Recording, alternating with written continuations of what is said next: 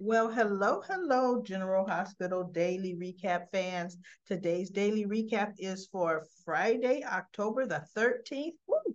Friday the 13th, 2023. Well, listen, this should have been, to me, more action,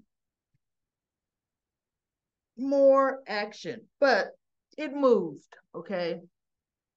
It moved. So let's start with the mundane. Selena Wu shows up at Curtis's place, and Stella was there visiting him, and she wanted to make sure he got settled into his new life reality. And she wanted to make her offer again to purchase the Savoy at a handsome top dollar price. And Stella was like, look at that. She's making it sound like she's doing you a favor. And Curtis just looks at her, and Selena looks at her, right? And so Curtis says, why are you so interested in buying my nightclub? Why can't you start your own? And I think that's when Stella walked in, because when Selena walked in, her bodyguard had this little gift basket with fruit in there and some kind of pastry, right? So Stella says, that's a good question. And Selena's like, the Savoy is an established club. It takes too much time and energy and money to start and get a club established. Well, look, she's got money and she's got people to do it. I remember that brand new club downtown that took a lot of Curtis's clientele that she was on her way over to. Why doesn't she start doing gambling out of there? She could find a way to strong arm the owner. Really? That's Selena's MO, right? So Portia comes home because she wants to tell Curtis she's going to be co-chief of staff. And Stella says, come on in. Selena, she says something about Selena. And Stella smiles like, hi. And I'm thinking, do you not know who Selena Wu is, Stella? I mean, not Stella, Portia. And then again, maybe she doesn't, right? Because I started thinking, when would she know about Selena? She doesn't. Because see, with Sunny, she's giving all kind of stank looks. Of course, not facing Curtis, but when she came in facing Selena, wasn't Curtis wasn't facing her. Oh, okay. Yeah.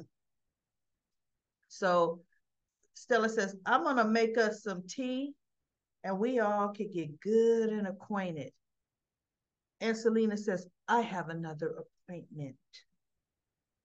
So Stella she goes, good. She opens the door, like, look, don't let the doorknob hit you. You know, everybody knows the rest of that, right? So Selena beckons her bodyguard, and they walk out. And the funny thing is, they don't get too much in the conversation with Portia about Selena. You know, Portia knows Selena wants to buy his club, right? But she goes, enough, honey. He says, why are you home? It's the middle of the day. And she says, because I wanted to share some news with you. And Stella's like, what news? What news? And she goes, I wanted to wait till it was official. And she says, it is official. I am the new co-chief of staff of General Hospital. And oh, they're celebrating, and Curtis is so happy for her.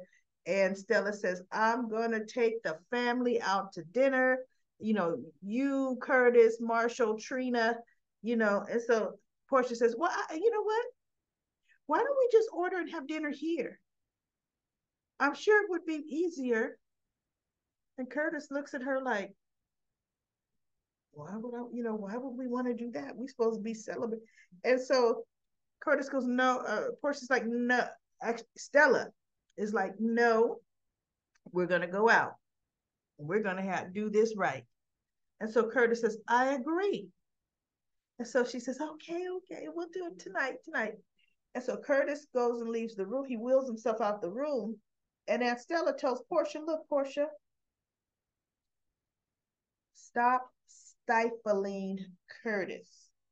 Well, what do you mean? We were all set to go out. Curtis could go out, but I just thought he would feel more comfortable if he stayed home.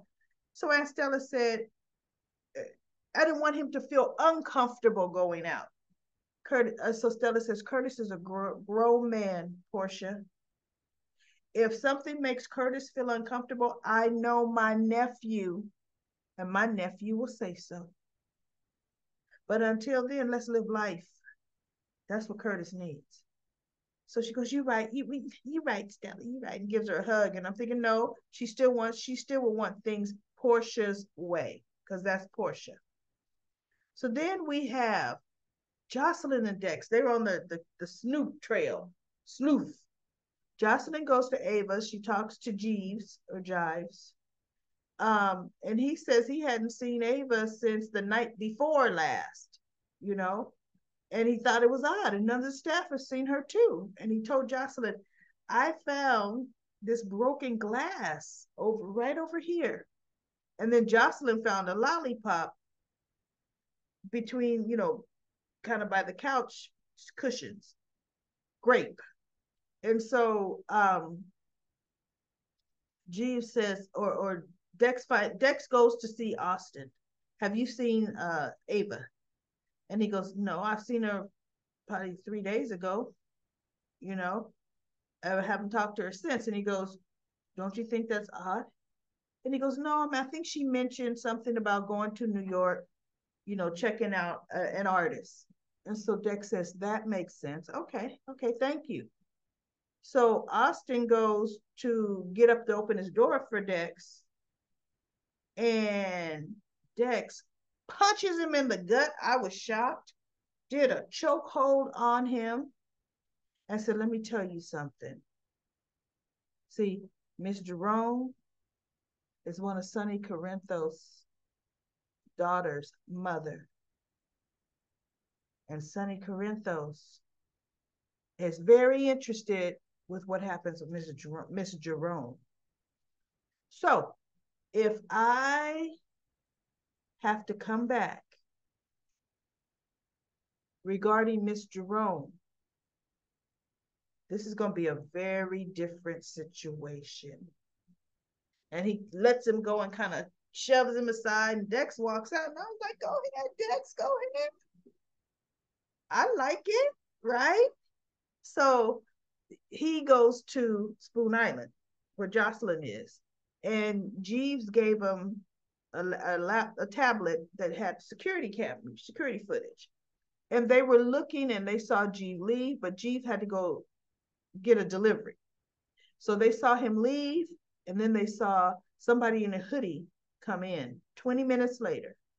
And then they saw 30 minutes later this person leaving with Ava, but they had Ava kind of close. You couldn't tell if Ava was tied up or, was being forced to leave, but you could tell, she was unusually close to him, and it didn't look comfy. They did not take the launch off of Spoon Island. Mason had his own boat, which is also how they got Nicholas's, little limp body off of Spoon Island, right? So they couldn't tell where the boat docked, but they saw what kind of boat it was. And Dex says, this other kind of intel we need the police for.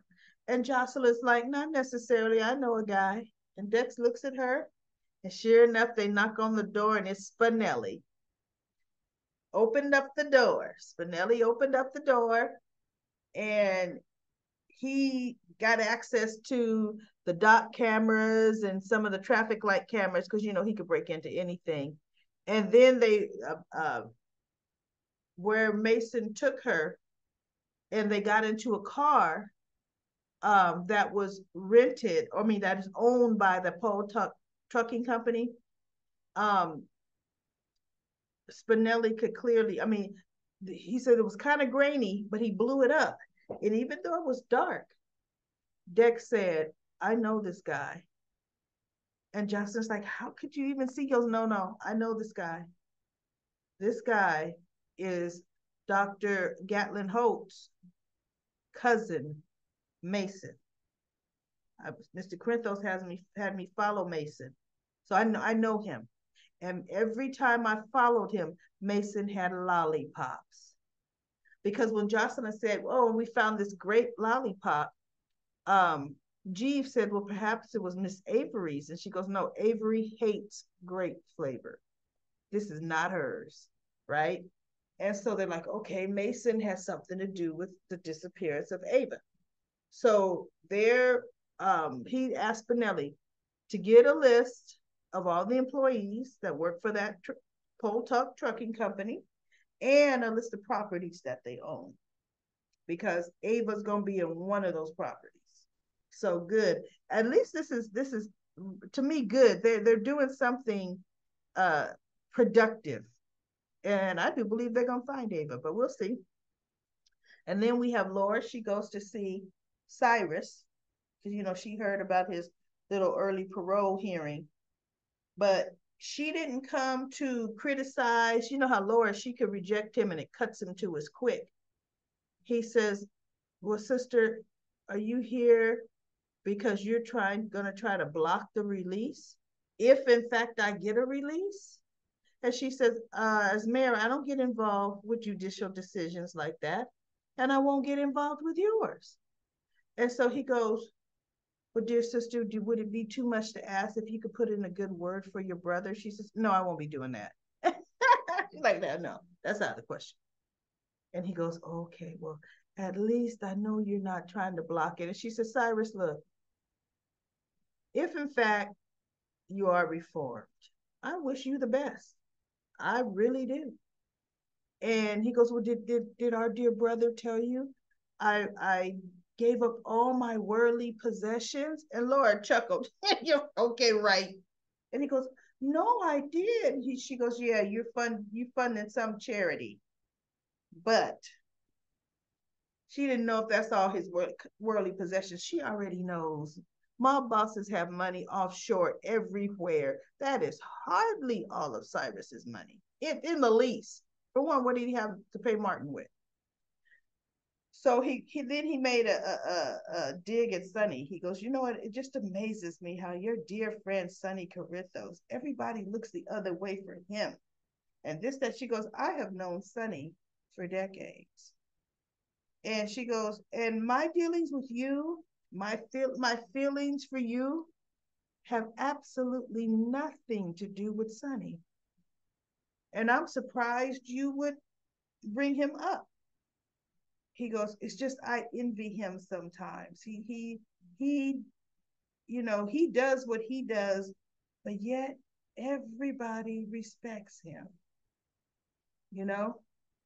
And the funny thing is, when Austin, he went to go see uh no, Mason, Austin called Mason to his office. Now TJ was in there talking to Austin. And Mason came in, just interrupted.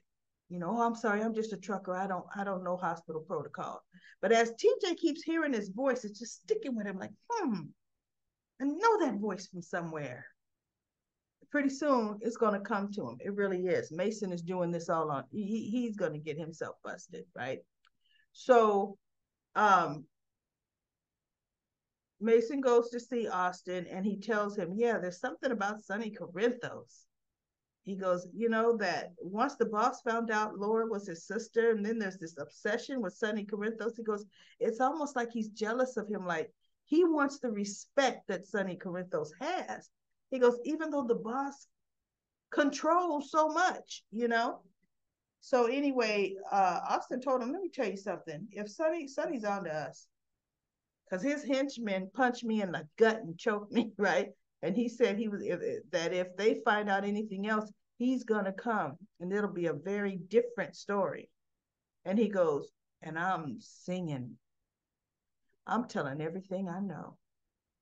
He says, "And then, dear cousin, you'll be as dead as I am."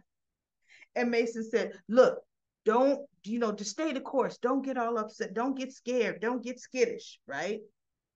And so Austin is just looking at him like, "I'm telling you, like you guys messing with Ava. Ooh, that's Sonny's girl. Oh man." See? So now we have the wedding. Boring. They both said their vows. Fast forwarded all of it. Blah, blah, blah. I want to see when Michael was going to get that phone call. Guess what? The wedding does go off, of course, which is okay. I was okay either way. Nina should have it for a hot minute and it be snatched away from her. So as the dancing is started, Sonny goes to ask Donna to dance, and Willow tells little Wiley, "Why don't you go ask your grandma Nina to dance?" So Nina's dancing with Wiley, this is just like the best fairy tale day in her entire life. Michael's phone rings and he tells Willow, "Excuse me," and this is before she tells Wiley to dance with Nina. "I got to go take this phone call." And somebody from the FBI, he's not talking with his face, to the side. We can't see who this background actor is. And he goes, "Martin Gray was the attorney that brought the evidence forward." And Michael said, Martin Gray's a middleman. I want to know whose behalf was he working? On whose behalf? And so all of a sudden, you see Michael's face change. And he turns and he's looking, and there's Nina up dancing with Miles, just the best. And he's looking at her. And then the next scene, when they go to cut the cake, got a wide shot, everybody happy. Michael comes standing over in the back with his hands in his pockets, and he's just looking at Nina. And I thought, we'll see on Monday if Michael busts her out. Does he bust her out in front of everybody? He needs to do it that way. But somebody had a great comment in Comic Corner, so I'm going to go to Comic Corner because that's pretty much all that happened. So let's go to Comic Corner. Sabrina says, "Hope my move went well. Woo, I've got 3 boxes left to unpack."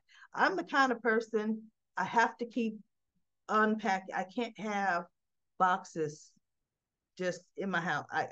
Things have to go into their place. So therefore I get exhausted because I can't stop until I finish. So I'm very, very tired, but it's coming along, right? So thank you for asking, Sabrina. Regarding Sonny and Nina's wedding, like you and I think it would happen. I think it will happen. But like I've said before, I think Valentine will take the blame for the SEC call. I hope they don't go that route because I'm pissed if they let Nina skate some more. Nina won't get discovered until November sweeps. If it's Valentine, the Qs are going to kick him out of ELQ. Okay, that could be a good thing. Yeah, they may do that using Lucy's 1% that Tracy is now out of control. Or if it is Nina, I think Michael's going to blackmail her into giving everything she took from Carly back. I think since he is running Aurora, he is going to fight her for Crimson after he rats her out. I still can't stand the character of Christina. She's so irritating. Can't wait to see her reaction when she finds out that Nina made the SEC calls. Just my thought. Good thoughts, Sabrina. Pamela says, "I hope Michael does more than that." And Yolanda says, "Recap lady, be prepared. The truth won't come out for a while." Oh, Yolanda, you're probably right. And I don't like that. I don't like it at all. Carlotta says, "How would you feel if Sonny forgave Nina and stayed with her?" I'd be pissed off at Sonny. I really would. Lucy says, "Don't underestimate the power of love." Sonny still loves Carly too. Let's not forget that. Sonny will protect all the mothers of his children from going to jail. Nina tried to put her in jail, right? Linda says, for some reason in the spoilers, it's being said that the friend in the SEC will name Martin Gray. Well, he did, as the one who reported it, making Michael believe that it was Valentine. Oh, Well, why would he be looking at Nina like that if the guy, if he believes it's Valentine? Because the guy kept talking and Michael's face changed, and that Valentine will take the fall for Nina. Nah, I don't think so. Well, we'll see. I don't know how they're going to do this, right? Michael turned around and looked angry at the wedding party. Are they going to drag it out about Nina? It can go either way. I'm not happy about it because it's been dragged out too long now. I know it has. Let Nina get caught for heaven's sake. Unless being married to Sonny and thinking she won will make it that much sweeter when she does get caught. I'm just glad that Carly is somewhat happy and doesn't have to deal with Nina's drama. Sonny, wow. And Pamela says it'll probably be a November Sweets. And Stephanie said Joss and Deck's relationship makes no sense. He is hood and she is not. Jane says yes, she is. It's her mother's child. Lisa says poor Donna having Nina as a second mama. Mama Nina. Another Worldly 2003 says I thought it was sweet because she sees two moms to care and shop for her is normal. It makes Donna happy to have two moms just like Avery. Yep, that is definitely true. P. Merle says Otherworldly 2003. Can't wait until Avery goes on the internet and learns how she truly entered this world. Um, let's hear Sunny, Ava, and Nina's explanations. Yeah, but you know what? What would make her do that? Realistically, I've never had an inkling to, well, of course, the internet wasn't around when I was a child, but I wasn't, did never had an inkling to see, well, what were the circumstances of my first hours of life? I mean, why would she? And then Lucy says, my DVR didn't record Thursday's episode of General Hospital either. Here's hoping Friday the 13th blows the week out of the water with an awesome cliffhanger. It was not an awesome cliffhanger. But yeah, Thursday, Hulu did not have until they had Friday before they had Thursday, which I don't understand that. And Ann says, Scotty is all about making his money. P. Merrill says, oh my God, they're going to let Cyrus get out of prison. Yep, he'll be on parole, but he'll find his way around that. I hope Sonny takes his butt out for real this time. Wiley is Sonny's grandson, and Nina is Wiley's grandmother. P. Merle says, I love Sonny and all his gangsta swag, but really disappointed me today. How could he stand in a church courtyard and talk about his children and grandchildren and not mention Carly? Well, I mean, you wouldn't want to mention your ex-wife while you saying heartfelt vows to your new wife. He couldn't even say, I know I caused Carly a lot of pain, but my feelings for Nina were so strong. A miracle happened. He remembered his children and grandchildren. What was Carly, a stranger? Oh yeah, no, huh? He reduced her as a non-factor. That's not cool. You know what? When they were saying their vows to each other, I fast forwarded it. But if I would have heard that, I would have said, well, goodness gracious, Sonny, you should have not said nothing, because that would make Michael pissed off, right? LaShawn says, Michael, Christina, and Donna are Sonny's children. Willow is Sonny's daughter-in-law. Sonny is her father-in-law. Nina's Willow's mother. This chemo beauty. Goodness, I haven't heard from you in a while. This chemo beauty says this is the second time Harmony's appeared in Willow's dreams. I know. I'm wondering, what is she trying to tell Willow? Little Ace is so cute, but Wiley is growing up to be such a handsome young fellow. Yes, he is. Willow should have insisted that Lois stay at a hotel. Olivia should have insisted at a hotel, because you don't invite women to stay in the same house with you and your husband. And two, Leo doesn't need any more dysfunction in his life. especially with her husband not staying in the same bedroom as her. I know that was a mistake. Ron says, because look, Lois is messy.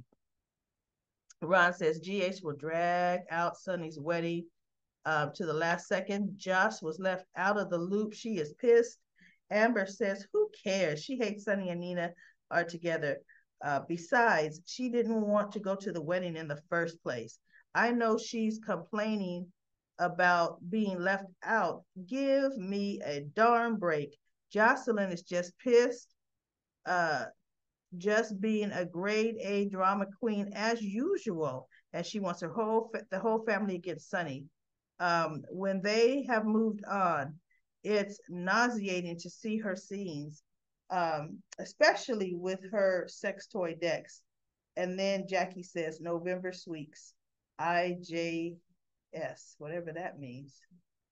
Maybe IJS is what is that? I'm just saying, I don't, I'm just saying, maybe, you know, should have just wrote that out. Anyway, all right, everybody, that's it for Comment Corner. Comment Corner. I will be back on Monday for another daily recap of General Hospital.